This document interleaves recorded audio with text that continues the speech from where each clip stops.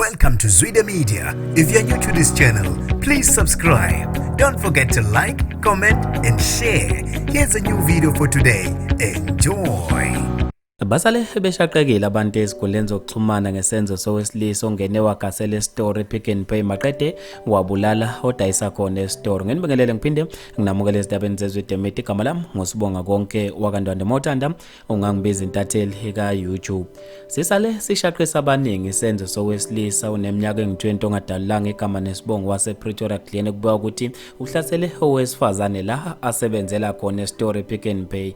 Ungene estory maqede wathenga uMeso wabe eseqonda kulo owesifazane onguKesha wabe esemgwaza empindelela. Umgwaze waze washonela khona endaweni yesigameko.